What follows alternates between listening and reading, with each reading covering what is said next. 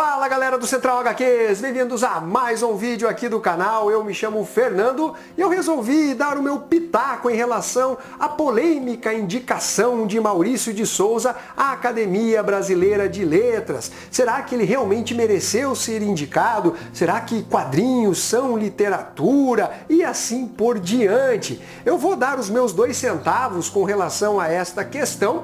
Primeiramente, eu quero falar sobre a polêmica fala do James Ackell, né, que é o concorrente do Maurício de Souza se tornar um imortal ali da ABL, onde ele comenta com desdém, né, que o Maurício de Souza só faz gibis, que quadrinho não é literatura.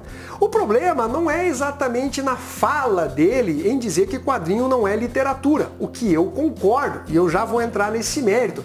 É a forma que ele faz isso, é o desdém que ele apresenta nessa fala, que obviamente serve apenas para chamar a atenção e os holofotes para ele. Se você pegar o currículo desse James Ackell, meus amigos, ele deixa muito a desejar. Ele é um jornalista e parece que escreveu um único livro que, tudo bem, ganhou uma repercussão dentro do mundo acadêmico, é usado como referência, tem algumas peças de teatro e tal, mas nada realmente tão grandioso que chame a atenção, né, de uma forma geral. Por outro lado, nós temos Maurício de Souza, que está há décadas e décadas no mercado, e eu vou trazer uma reportagem aqui feita pelo G1 de um dia atrás, onde o Maurício de Souza dá uma entrevista sobre essa questão polêmica, sobre a fala do James Ackell. Mas antes eu quero falar sobre a questão dos quadrinhos serem ou não literatura. Bom, galera, na minha opinião, quadrinhos não são literatura, é uma arte própria, possui ali intrinsecamente técnicas que dizem respeito somente aos quadrinhos e que não são aplicados à literatura. Talvez a gente possa dizer que a literatura e os quadrinhos são artes irmãs, elas têm ali a sua proximidade, mas, por exemplo, nos quadrinhos você consegue criar uma história muda, uma história sem texto, somente com arte. Na literatura, isto é impossível, obviamente, ou você vai dar um livro em branco para uma pessoa e vai pedir para ela ler. Não tem lógica. E eu diria mais, aqui no Brasil, esta visão do jornalista James Ackell, né, que está tentando preencher essa vaga da ABL, é o que reflete a da maior parte da população brasileira. Algo voltado exclusivamente para crianças, que não tem lá a sua relevância. Ao contrário de vários e vários outros países, principalmente lá no Japão, lá na Europa, onde os quadrinistas, né, aqueles de maior renome, eles são considerados grandes artistas. Eles têm exposições em museu, onde os quadrinhos realmente são respeitados como uma arte própria, uma arte que realmente faz diferença. Você vai em diversas cidades, encontram livrarias com os clássicos de Tintin, Asterix, Enki Bilal, tendo suas obras, né, em museus, Moebius. Tem uma galera que realmente alçou, né, o nome dos quadrinhos para as mais diversas mídias, que inclusive contratam esses caras para também produzir capa de discos, pôsteres de filmes, criar design de personagens, mostrando que realmente os quadrinhos eles conseguem até mesmo quebrar fronteiras.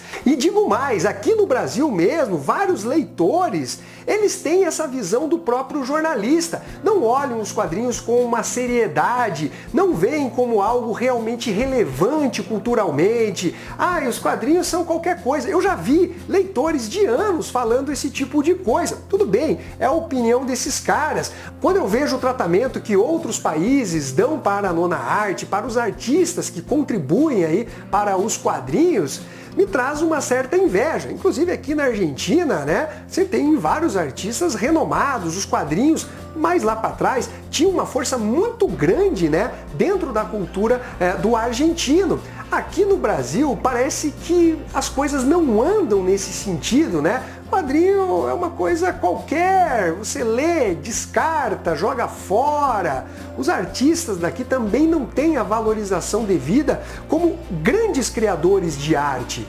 Então, basicamente, em relação a esta questão dos quadrinhos serem ou não literatura, esta é a minha opinião. O quadrinho é uma arte própria. Mas aí você vai me perguntar, Fernando, se quadrinhos não são literatura, como que o Maurício de Souza pode ser indicado?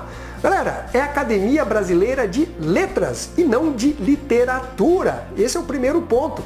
Segundo, se nós pegarmos aí os indicados e até mesmo quem ocupou as cadeiras da ABL no decorrer das décadas, nem todo mundo era realmente um escritor de literatura. Você tem ali alguns nomes como Sarney, né? Que simplesmente escreveu 2 livros, um outro que escreveu poemas, e já foram indicados. A contribuição, no meu entender, deve ser muito maior do que você escrever um livro que basicamente ninguém conhece. Então, no meu entender, o Maurício de Souza possui mais predicados do que alguns que realmente foram efetivados como imortais, né, ocupando as cadeiras da ABL. E eu não estou exagerando, e aqui eu faço um parênteses.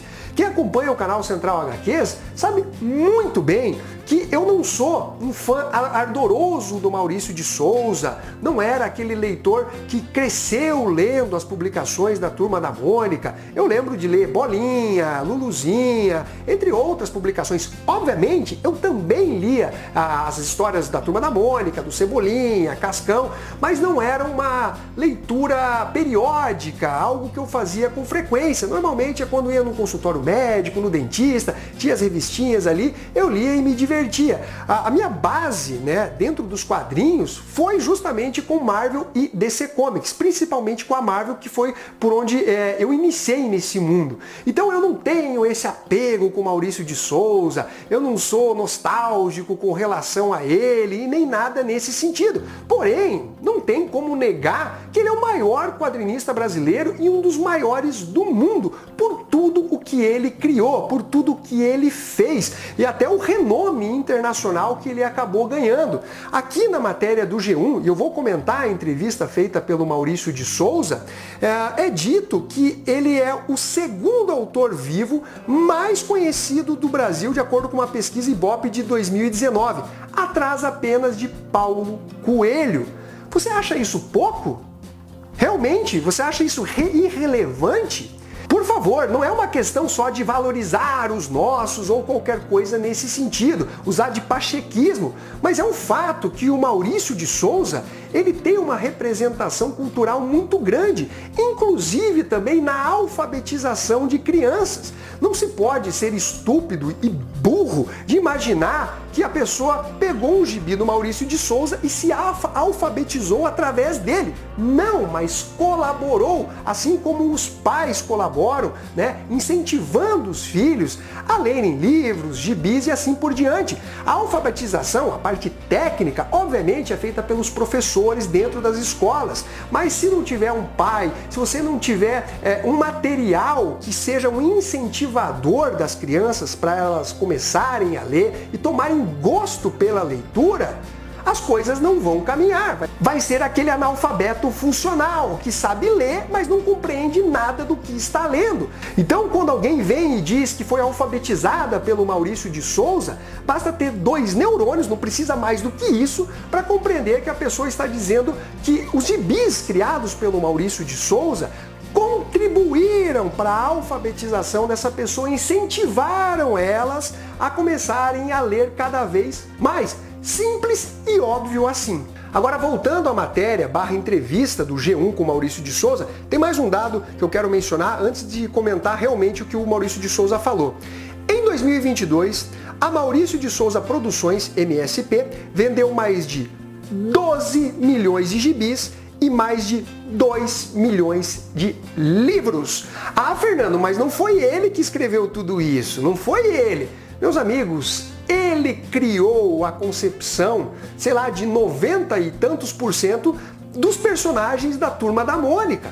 As primeiras histórias e tiras lançadas em jornais que ganharam grande popularidade foram feitas pelo Maurício de Souza. Ele simplesmente expandiu os seus negócios, criando um grande império. E eu não sei como as pessoas olham isso com desdém, como se fosse algo negativo.